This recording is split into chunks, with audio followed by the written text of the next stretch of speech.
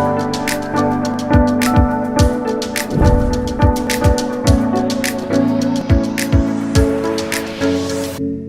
Friends, இன்றைக்கி நம்ம வந்து ஒரு ஸ்மால் ஸ்ட்ராட்டஜி பார்க்க போகிறோம் ஷேர் மார்க்கெட் ட்ரேடிங்கில். என்ன அப்படின்னா, one of the technical tools இது வந்து கப் அண்ட் ஹேண்டில் ஸ்ட்ராட்டஜி அப்படின்னு சொல்கிறோம். ஓகேங்களா? ஸோ எந்த மாதிரி ஸ்ட்ராட்டஜி இருந்தால் அது வந்து புல்லிஷ் ட்ரெண்டில் போகும் மார்க்கெட் அப்படின்றது one of the shapes. So இது கப் மாதிரி இருக்கனால உங்களுக்கு வந்து கப் அண்ட் ஹேண்டில் அப்படின்னு சொல்கிறேன். பார்க்கலாம் வாங்க. ஸோ இங்கே வந்து நீங்கள் என்னென்னா, சம்டைம்ஸ் மார்க்கெட் உங்களுக்கு வந்து அப் ட்ரெண்டில் போயிட்டுருக்கு. புல்லிஷில் போகும்போது ஒரு பேஸ் லென்த் இந்த மாதிரி ஷேப்ஸில் உங்களுக்கு வந்து ஃபார்ம் ஆகும். ஃபோட்டோஸ்லையும் காமிக்கிறேன். ஸோ இந்த மாதிரி உங்களுக்கு ஷேப்பில் ஃபார்ம் ஆகும்போது இது வந்து ஹேண்டில். ஓகேங்களா?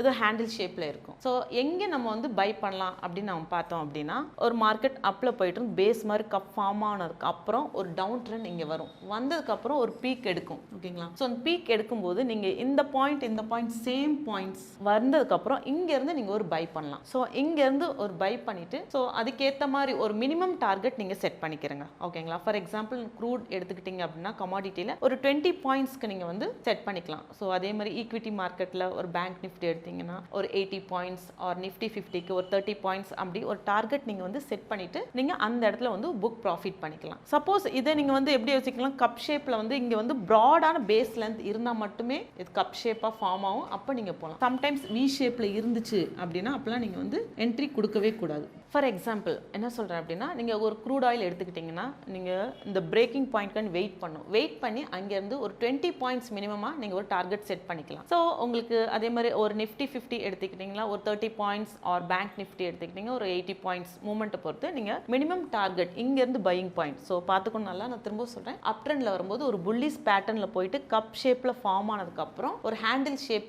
வந்ததுக்கப்புறம் இந்த இடத்துலேருந்து ஒரு பாயிண்ட் இங்கே பையிங் பாயிண்ட் வச்சுட்டு சம் டார்கெட் நீங்கள் செட் பண்ணிவிட்டு நீங்கள் விட்டுலாம். இந்த கப்ஸே பேஸ் லென்த் வந்து உங்களுக்கு எப்படி சொல்கிறது, இது எப்படி இருக்கணும் அப்படின்னா ஒரு ப்ராடாக இருக்கணும், நேரோவாக இருக்கக்கூடாது. வி ஷேப்பில் இருந்துச்சு அப்படின்னா நீங்கள் வந்து கண்டிப்பாக இந்த டைம் புல்லிஷ் போகக்கூடாது. ஓகேங்களா? அதே மாதிரி இன்னொன்று நான் செலிப்ரேட் கேட்ட டவுட்ஸ் என்ன அப்படின்னா, கண்டினியூஸாக உங்களுக்கு வந்து ஒரு டவுன் ட்ரெண்ட் சார்ட் இருக்குது அப்படின்னா, ஒரு கண்டினியூஸாக உங்களுக்கு வந்து ஒரு பியரிஸ் ட்ரெண்ட் இருக்குது. ஸோ அப்போ நீங்கள் வந்து வெயிட் பண்ணணும். இது கண்டிப்பாக இது வந்து பியரிஸ் தான். அங்கே வந்து ஒரு ஃப்ளக்சுவேஷன்ஸ் இருக்கும், சைட்வேஸ் போயிட்டே இருக்கும். ஸோ அந்த டைமில் நீங்கள் வந்து ட்ரேட் பண்ணவே கூடாது. வெயிட் பண்ணிவிட்டு சம்டைம்ஸ் கொஞ்சம் ஒரு பிரேக் அப்புறம் நீங்கள் என்ன பண்ணலாம் அப்படின்னா நீங்கள் வந்து செல் பண்ணலாம். கண்டினியூஸாக இருந்தால் மட்டும், பியரிஸாக இருந்தாலும் கண்டினியூஸாக புல்லிஸ் 3 க்ரோஸ் ஒரே மாதிரி இருந்துச்சு அப்படின்னா சைட்வேல போகும் கொஞ்ச நேரத்துக்கு. அதுக்கப்புறம் நீங்கள் வந்து பையாக செல்லாம் அந்த ட்ரெண்ட் ஃபாலோ பண்ணி. நான் ஆல்ரெடி ப்ரீவியஸ் கிளாஸஸ்லாம் எடுத்த சார்ட் பேட்டர்னை கொஞ்சம் பார்த்துக்கிறங்க, ஸ்டடி பண்ணுங்கள். So economic and technical analysis நீங்கள் நல்லா படிச்சுட்டு ஒரு பேப்பர் ஒர்க் ட்ரேட் பண்ணிவிட்டு அப்புறமா நீங்கள் வந்து என்ட்ரி கொடுக்கலாம். தேங்க்யூ.